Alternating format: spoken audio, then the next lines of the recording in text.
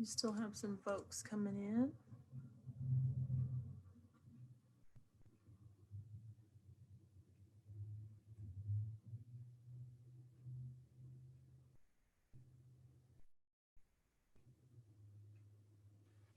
I just had the best jam session of my life, man. Let me tell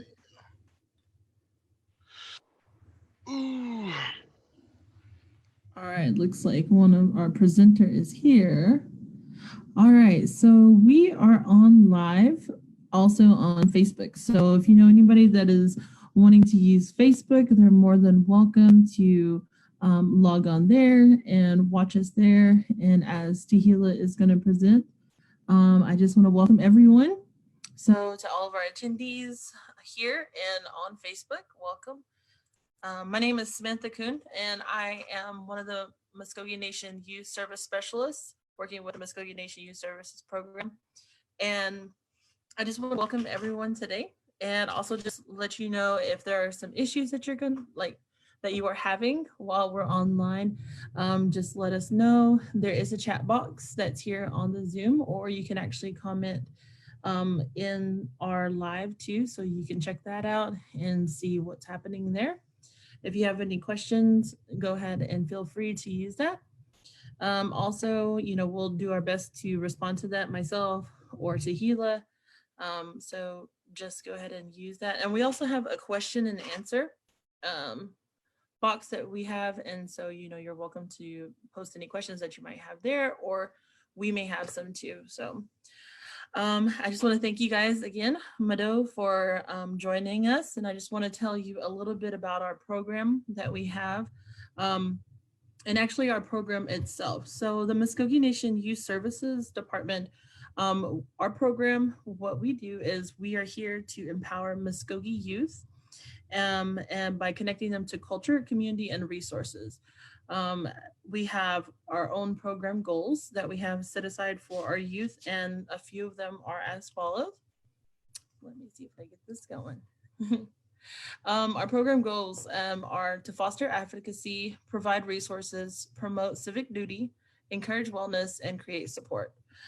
In those things, as for like fostering advocacy, what we do is we want to connect youth and engage them with like leadership opportunities, helping people that will, with their education, their training, and just a lot of other areas where it's just going to be local, state, and even national. And then we have provide resources.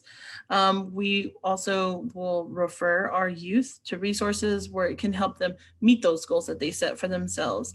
We also work with them to have an active and to play an active role with their peers, as far as like in their communities, in their schools, within the tribe itself, within the state, and within the nation. Promote civic duty is basically the same thing. We provide resources and help with voter registration and educational activities that we might have here within the tribe or within the state or nationally, of course. And we just want to get our young people up and ready to go out and engage with the community and foster that advocacy for themselves too.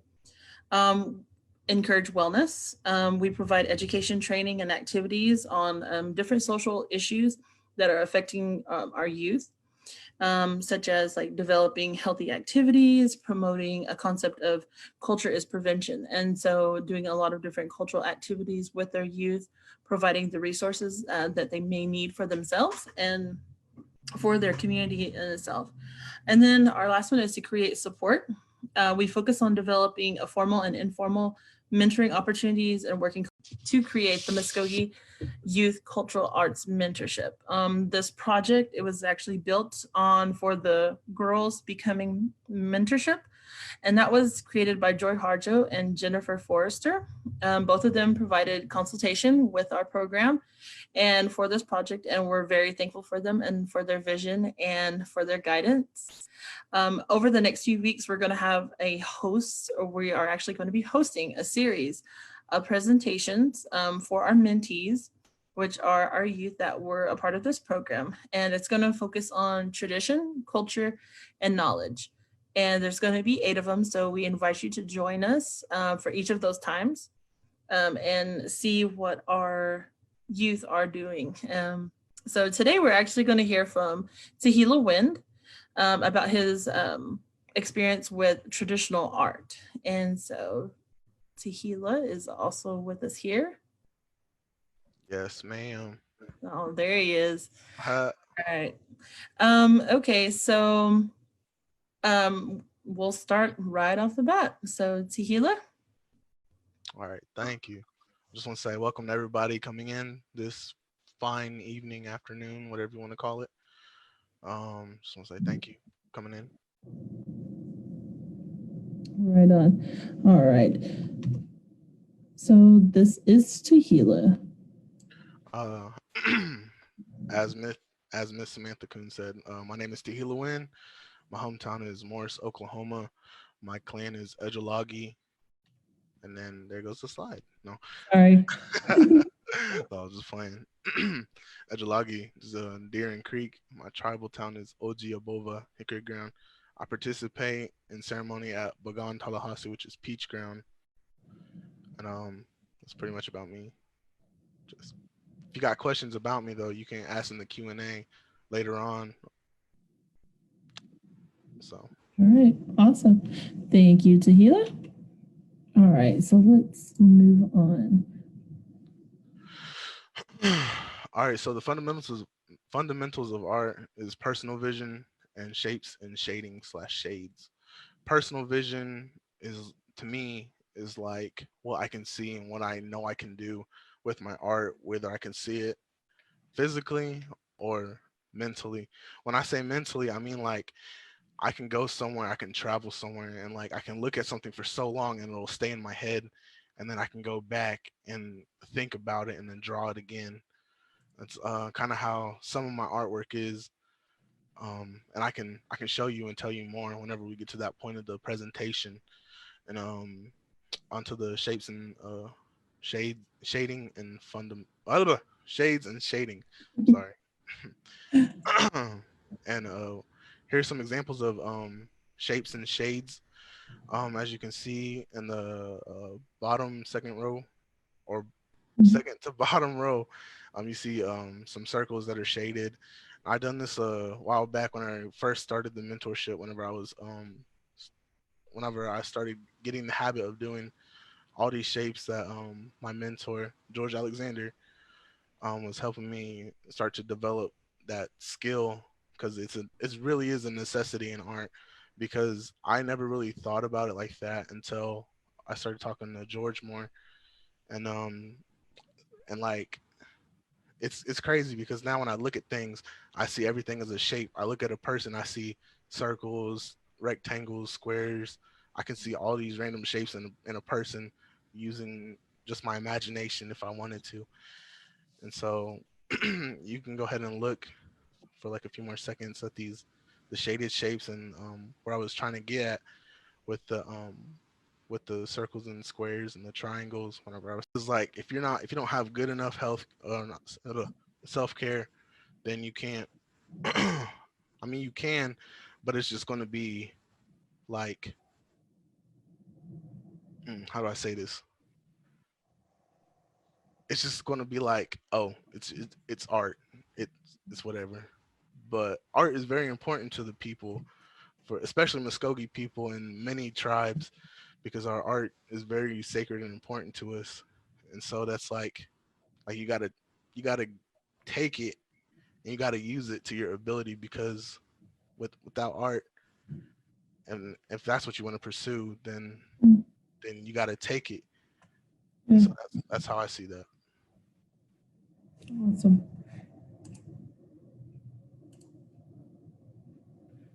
This is my mentor, George Alexander. So this man is a very wise man, I'm tell you. Cause before, like I said before, I was just art's whatever. I'm not going to do nothing with it. I can't go anywhere. People told me that I couldn't go anywhere before because I used to do just doodles, but now it's like I developed it. I started developing it before I met George. It was in like a little capsule, but then when I met George, like my mind expanded to different things, and I didn't even know I could study about art or even take it serious, or try to do what I'm trying to do now with my art, because I'm trying to go to school for art, and it's like it become a passion, and it's like a love for me now. It's like I just want to draw whenever I'm like feeling good. But if I don't feel good, I won't do it, because if I don't feel good, because this ties back to self care. Because if I don't feel good, then I don't see a point in doing it, because it's not healthy, because it's just like making me more sad. That's that's how I see it. But if you ever get the chance to talk to him, just take what he says and use it. If you're trying to pursue art, or if you're trying to even do anything, you're trying to just get advice. He's a good man. So Thank you for sharing that. Muskogee art has existed since the beginning of time in history, which is very true. But for for our Muskogee people, it's like it's been around longer than than records can be told, because it's like if you go to any museum and you see Muskogee art, you see all the little bowls, the little pots, and just the little war clubs and all that stuff. It's been around longer, since before DeSoto and Columbus and all these people they name in history that make them look like the good guys. We've had our art before then, and it's still standing today in Macon, Georgia, with our earthen mounds that we had for our ceremonies, the chiefs' houses, and whatever else we partake in. Because it's very important to know our history and where we come from. Like I'm gonna get off topic from art, but like our history is just important to who we are as a people. Because if we don't know our history, then what are you going to tell your kids? What are you going to tell your friends, your family, whenever they ask you about your culture? Whenever they say, "Oh, you're an Indian, so you just do powwow." No, Muskogee people don't do powwows. We do stomp dance. We do all these other things, and I'm pretty sure if uh, I'm pretty sure the Navajos have different things too, because I hear stuff about there too. They got Sundance. They got all this different culture that we've never heard of or never experienced firsthand. But it's good and important to know your history and who your people are. Tools and supplies. A creative mindset. Like I told Nancy and Miss Kuhn over here yesterday. Uh, you have to have a creative mindset. You don't have to, but it's it's a good tool, because without your mind, it's like you can't tell your body to move, and you can't tell your body to do anything. So a creative mindset is a good tool that you need when you want to do something, because you can practice all you want, but you still have to have that drive within your mindset. And this also goes back to self-care too, because without a good thinking process, how are you going to tell yourself to go do something good that you want to do, or to pursue something you want to do? Because without that mindset, you're just going to listen to what everyone else is trying to do, what everyone else is doing, and you're going to try to follow someone else's footsteps and their dreams instead of your own dreams. And without your own footsteps, you're just trying to be a follower, basically. And so you need that creative mindset to tell yourself, well, I can't be like this artist, I can't be like this musician, I can't be like this person. You got to be your own person. You got to you got to find your own style. Like my mentor George told me a while back. um I forget what I had messaged him, but I said something like, I sent him a picture of a drawing that I was starting to just doodle or drawing. I forget what it was, but I told him, he was like your lines are looking bolder. He and then I said, is that good or bad? Because I didn't have that mindset that I needed, that I usually would have. I didn't know, so I when I asked him that, he says, "What do you think?" I said, "Good." He was like, well, then if you think so, then it's good. it's good to you and it'll be good to me because what you do is how you do. And then he told me to go research different styles of art and look up different types of art, like he had me do in the beginning of whatever I was trying to accomplish in the beginning. Because for some reason, I can't remember what I researched. Oh, I researched some artists because he had me look up some artists, and I went and looked at these artists and looked at their styles and looked how unique they were from everybody else apart from their own style. And so that's that's what a creative mindset is. Now moving on to a medium, which can be a pencil, paint, charcoal, markers, and etc. Like whatever you else want to do with digital media, music production. Mhm. For me personally, I do I do I do whatever comes to mind, whatever I know I can do and whatever I think I can do. When I put my mind to it, I can do it. So I taught myself how to make music and do all this different types of stuff with music production and stuff like that because I know how to distribute it. I know how to produce it. I know how to rap. I'm still getting this the singing part because why not? Because I want to do it. And so a medium is whatever you can use. Like I can take this water bottle right here and I can do something creative with it if I wanted to. Like I can turn it into a marker. I can turn it into a canvas. I can turn it to anything I want it to be.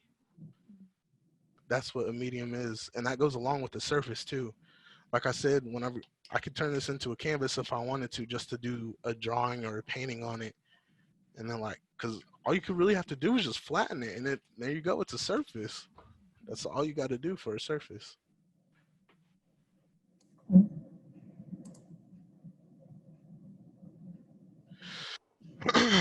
All right, and at this time, we'll go ahead and take questions, and we'll answer the question your questions while we just go through these images that we have.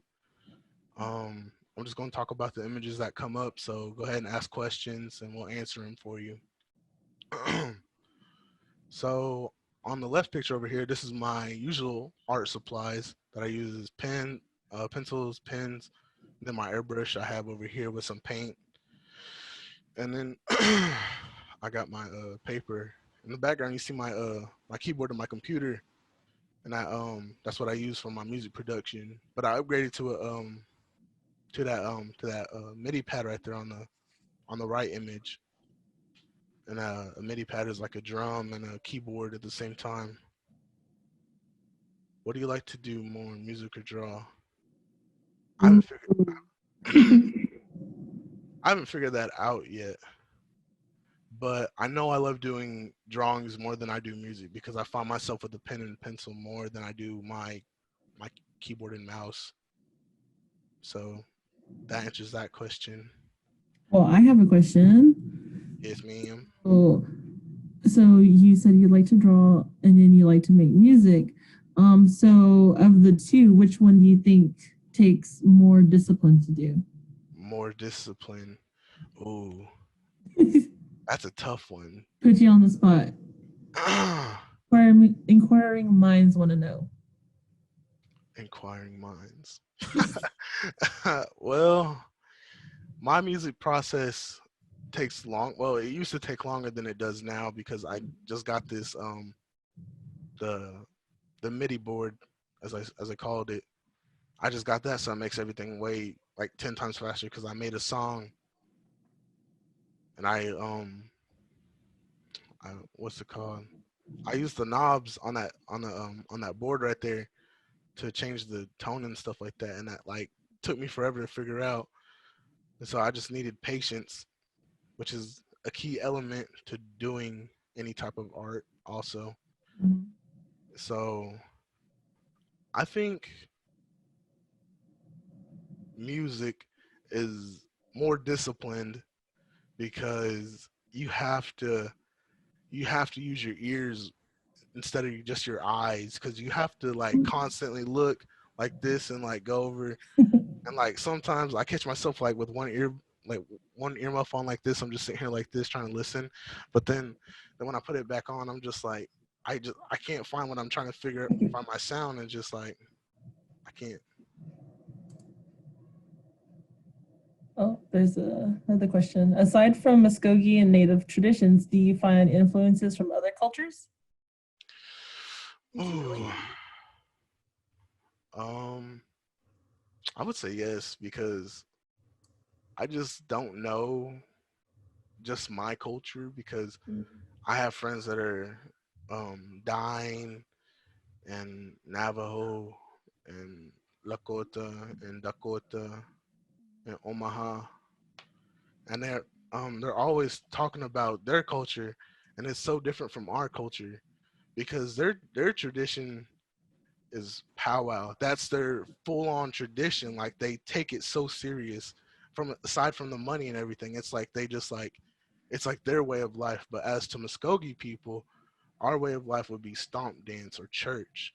But to the Omaha, Lakota, and Dakota, that their traditions powwow and singing. So I would say yeah, because I've been thinking about doing a canvas piece over a powwow hour. I just haven't got to it yet. Thank you. Thank you for that questions too. Yes, thank you. So tell us a little bit about your process. My process, or the process. um timing timing is everything, Mhm. because like Miss Coon said, it's this is about self-care in a way, aside from the art, because this is my personal experience. I could tell you timing is everything, because I have this, I don't know where it went. I lost it.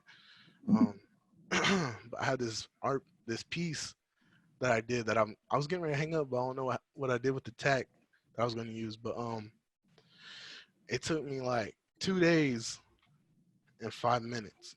I counted the time, because I remember George telling me to slow down and take my time. So that's what I did, and it took me 2 days and 5 minutes. So timing is like, not actually, timing is not just like how long it takes, or the hours or the minutes. It's like how you feel too. Mhm. Like, how I see it is that when I want to do an art piece or something, I have to feel good, because if I don't feel good, then I don't. I feel like it's not going to come out good. So when I feel good, and whenever I know it's a good day, like today would be a perfect day to to do a drawing or a painting, because it's beautiful outside. And the past few days it's been rainy, and so it's just like, it's one of those days where it's like you wanted to go do something, but since we've been in quarantine, we really can't go do anything. So that's my thoughts on timing. Feelings. I think I covered pretty much. Yeah, it kind of goes with that. I think I covered Patience. Yeah, I covered pretty much all of this, except for being proud. You gotta Mhm. About being proud. You gotta, how do I say this? I'm gonna tell you a story. before before, when I used to draw, I really, like I said, I really didn't care for it, because I didn't think it was gonna go this far, or be anything that I considered in life, and I just was like, I'll do it for fun, but I don't think it'll go anywhere after that. But as time progressed on, and I would post one or two pictures of what I drew, and I'd get so good. I'd get good feedback here and there, and then I started uplifting myself and being more proud of the drawings and who I was as a person, because that's my drawing. I did the drawing with my abilities, and if it wasn't for God, I don't think I would have the abilities, because the creator is the one who gives you your abilities and these opportunities, like this mentorship. It's a great opportunity for us youth to do something, to show our talents and to show our passions of what we really want to do, with what we can do as individuals, that we probably didn't know we could do. And also you need to be proud of your people, your family, your folks.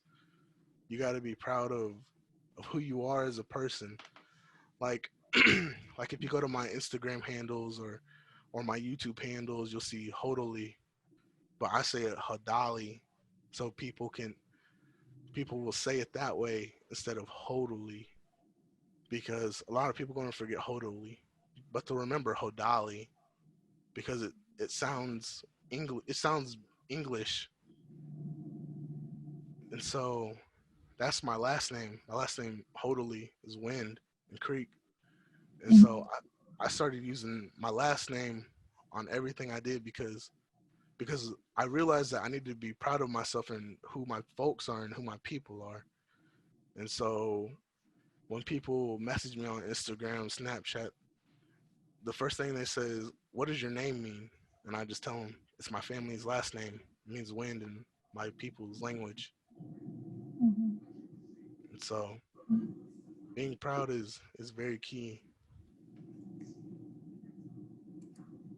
Anonymous attendee.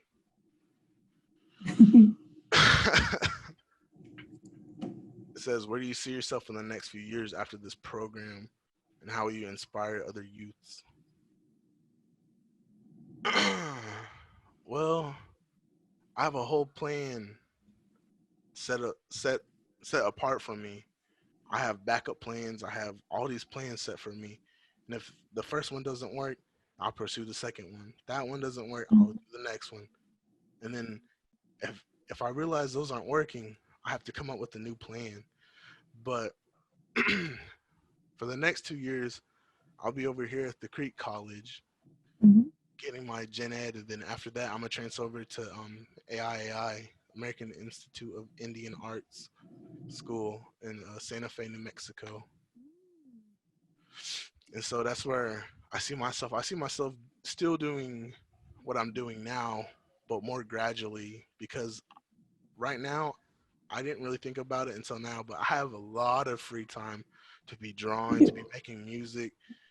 But you just gotta not idolize, but you gotta utilize your Mhm. talents when you can. Because I know when I was in school, with this the before my senior year, all the other years I never had the chance to draw that much because I was always busy doing my work or doing something else. Mhm. What is that comment saying? Oh, sorry, I was reading that comment. But now my senior year came, and like every day of almost every hour, I had the time to message George and see what he wanted me to do for like studying or just even do a drawing or something. And like lately, I feel like I haven't like been doing that because I just been trying to focus on graduating and trying to do everything I'm supposed to do for school. But and that's on me. That's on me. I'm not saying it's anybody's fault, but myself's fault because I wanna graduate, you know. Mhm. And past years haven't been so good to me except for this year. This year's been the best. I can honestly say that. Awesome. And so that's where I see myself. Yeah, thank you. Because it's cool to hear about what your plans are and what you want to do, and it's exciting. All right, we're gonna go All ahead right. and move on. Mhm. These are just some pieces that George had me do for our first presentation. It's of a stool, a shoebox, and some books that he told me to draw Mhm. because that was a part of the studying that we was doing for shapes. And so I took the shoebox and the books and then the chair, and I went ahead and drew them.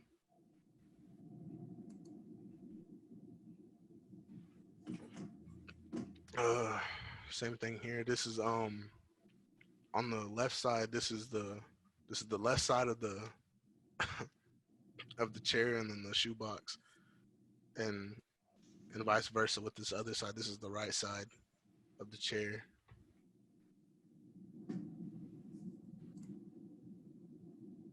And this this is a little drawing I did my freshman year. I just recently found this, which I thought was really cool. because I remember drawing this actually because this is one of those drawings where it's like I want to draw something, and so I was like I didn't know what to draw, so I took a picture of myself I had took because I was doing it for SoundCloud or something like that, so I'd have a profile picture. I took that picture and I just started drawing my face, and I just made it look dope.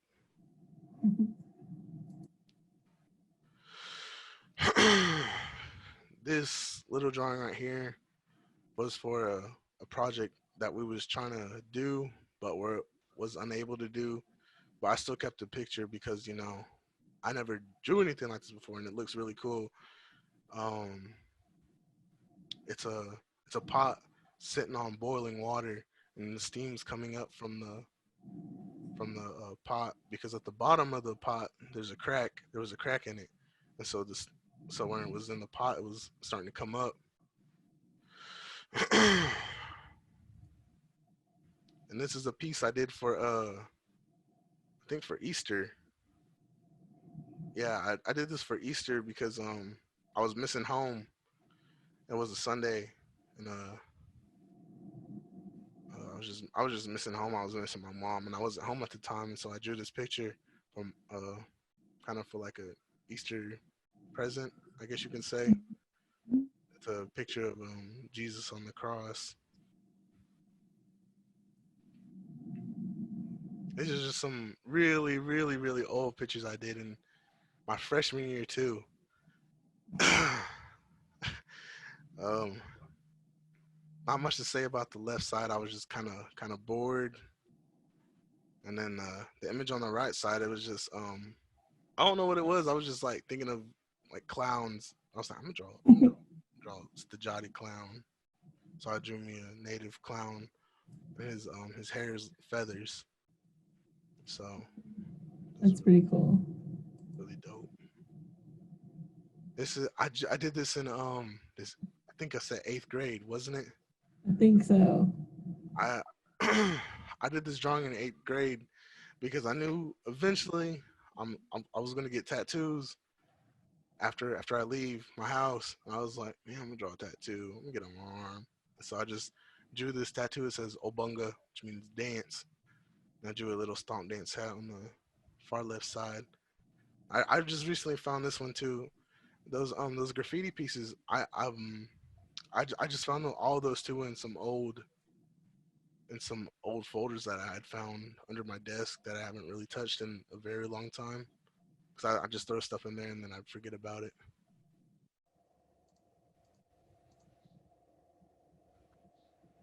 And this is this is like this is basically where the man in smoke came from because I was talking about that piece earlier that I thought I thought was in the slideshow, but it's not. But apparently it is. This is where it all started. This is called the man in smoke.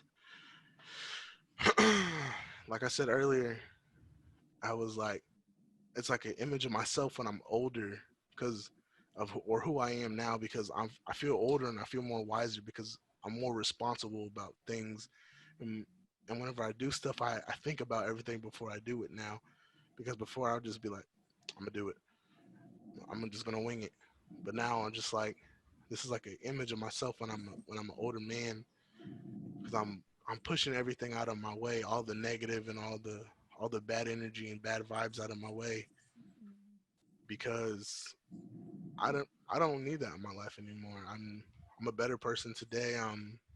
I am me now. I'm not a follower. I'm just Tehillah Wind. And so this is what I call the man in smoke.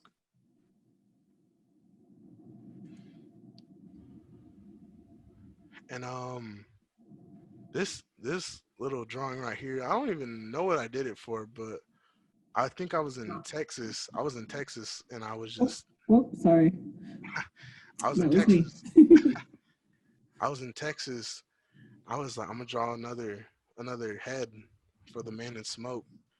And so when I drew the man, I was like, I want to add on to it. I'm gonna do it like I want to try to cover the page. And so I drew this eagle above him, just like kind of watching out for him because when you see an eagle fly, well, this is what they say. And for the older folks, they used to say that if you see eagle flying over above you or around you, it's either looking for food or it's a sign of everything's gonna be all right. And so that's why I drew this eagle because when I see an eagle, it reminds me everything's gonna be all right. I'm taken care of. I have everything set for me. And so this is just one of those drawings I had in my head. I don't know where I got it from, but I just kind of took it and like what I did was like I think I told my mom was that he was a warrior because he's wearing his bridge cloth right there. He was a warrior. He's coming back. That's what all that stuff is on him is his bruises and scratches and his heart was ripped out. But he's still going strong because even as native people, we got to keep going no matter how many times we get brought down because we what my grandma told me is that just because we're native, we already have two strikes on our back, and the third one we're already out. But we just got to keep going and pursuing what we want to do in life and be who we want to be. So that's why I drew this piece. Now it's all coming back. It's crazy just looking at these pictures and thinking about them now. And these are some projects that, well, the left one isn't a project, but the right one was a project that George had given me. He said, "Draw this man." He sent me a picture of a man, of this man, but it was an actual man, not a drawing. So I took that drawing and I took a couple hours at school and did what he told me. I didn't think I could do it, but after a while, I was like, it's looking good, so I'm gonna have faith that I can do it. So I finally did this. And this left one was just a doodle that I was doing that I had sent to him before he had me draw that man. Same pencil. Same pencil. And this is my most recent drawing, and it's on canvas. The one I was trying to look for earlier. So the teepee represents my home. The fire represents the flame that I have inside of me that's burning, that keeps pushing me to go. And the image above it is the spirits, and then the symbol you see above the spirits is the what they call it. I forget what it's called, but it's like a used to be a old one of the tribes' symbols that they would use it for their sports teams, and it was like their like a symbol of I think it was war or of it was something along those lines. But I forget what that symbol means. I have to go look it up.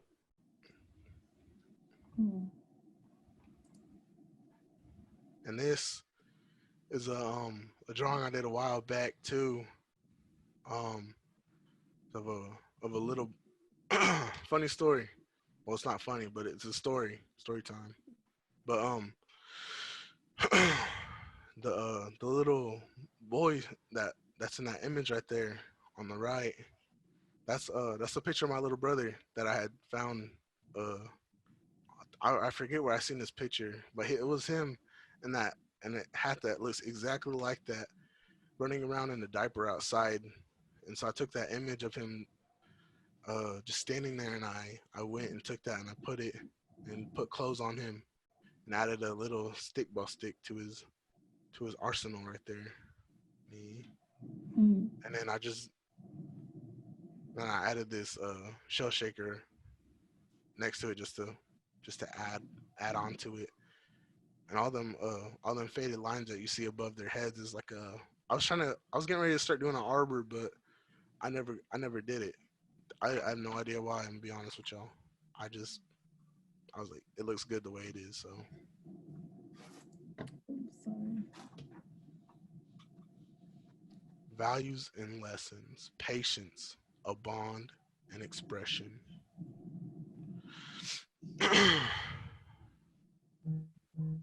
So Oops, sorry.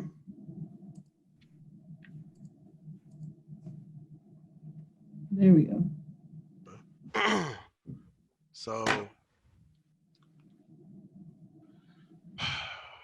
this mentorship has given me so much more insight and a lot of patience. And yes, I'm looking at you, George, through the camera. I see you. I can see you, man.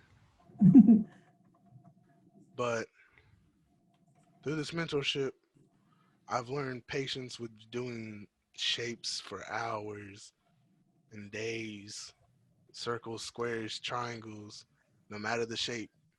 That's all I seen for a whole 3 months because that's all I was doing. That's good, man. It taught me patience. Mm. And so through this mentorship, I think I learned more than just patience, expression, and a bond. I feel like I it's kind of hard to say because it's it's like a personal thing for me now because it's like I got to talk to a very wise man that helped me improve on something that I had a passion for that I really love doing. Like we can throw the music, we can throw all that stuff away any day, and I can always just come to art because it's like it's right there for me. With my hands, it's it's there for me. I can no no matter how many people are like, let's make a song, let's go do this, let's go do that. I would give that all up just to do a piece of art, man, because it gave me a purpose. This program gave me a purpose just to do art again, like like how do I say this? Like for a reason in a way, just to do something with my life to get out of Oklahoma. I mean, don't get me wrong, Oklahoma is a good state, but I want to go somewhere, you know? And it like gave me that purpose and that reason to like quit because before I was just like basketball this, basketball that. I'm pretty good at it, but yet I think I got hurt from basketball just for this program, just so I can draw and then have a plan set just to go for drawing and doing art, no matter what kind of art. And so it's all a part of a plan that was set for me that the creator gave me just to go do something, just prove to prove to prove that that all natives aren't just washed up and we're all not on reservations and we're all not just drunk or alcoholics or meth heads or those type of people. It's just we're normal human beings too. And that's what gave me the purpose was this program. So I highly recommend it if you're the age to do it, go for it, do it, show your talent, show what you got to do. So say, Mado. Thank you, Tehillah. And we do have George on here with us. How's it going? Tehillah's doing pretty good. Tehillah's mentor. Is there anything you'd like to share with us in the time that we have left? Yeah, I just want to congratulate Tehillah on completing this mentorship, and you know, he definitely learned a lot throughout this. Or I can tell he learned a lot that throughout this little mentorship. And to be honest, you know, I wasn't for sure if I was actually teaching him anything, because I don't know. I was like, is this actually getting through to him? Am I doing this the correct way? Because this was my first time actually doing a mentorship. And whenever I was looking at his artwork from from his freshman year up until now, you know, I can definitely tell that he progressed a lot. And a lot of that is just from his own natural talent of just being a tremendous artist.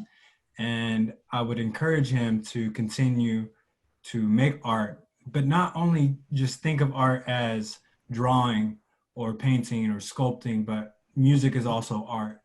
The way that you talk is also art. One thing that our ancestors absolutely knew was that art isn't a word, it isn't a thing. It's the language that you speak. And so through objects such as painting, such as music, such as sculpting, or any other sort of artwork that you can think of, even our stomp dances is a form of art.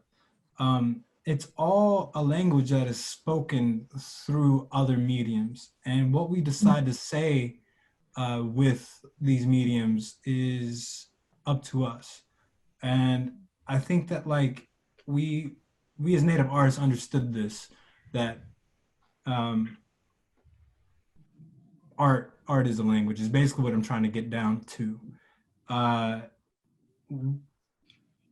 which I think Tehillah has a full grasp of understanding about that.